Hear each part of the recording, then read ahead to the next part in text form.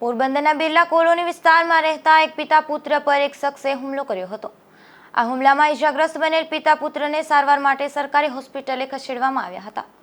પોરબંદરના બિરલા કોલોની વિસ્તારમાં રહેતા મુકેશ જીવાભાઈ કરગટિયા અને જીવાભાઈ હાજાભાઈ કરગટિયા બંને તેમના ઘરે હતા ત્યારે કિશન નારણ ગોશિયા ત્યાં આવ્યો હતો અને બોલાચાલી કરી લાકડી વડે હુમલો કર્યો હતો। આ હુમલામાં ઈજાગ્રસ્ત બનેલ પિતા પુત્રને સારવાર માટે પોરબંદરની સરકારી હોસ્પિટલે ખસેડવામાં આવ્યા હતા। એનું નામ હતું કિશન, બરાબર। એ લાકડી લઈને મારવા આવ્યો હતો, મને માર્યો, પછી મારા બાપાને માર્યો, પછી એ કારણ હતું। યાર લોકોનો ડખો આફેર હતું એમાં, પછી મેં ખુદે રાખી લીધી, તો હવે એ ધમકાવે મારવા આવે।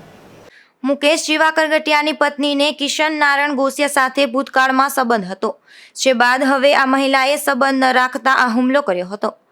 અશોક થાનકી, ગુજરાત ન્યૂઝ, પોરબંદર।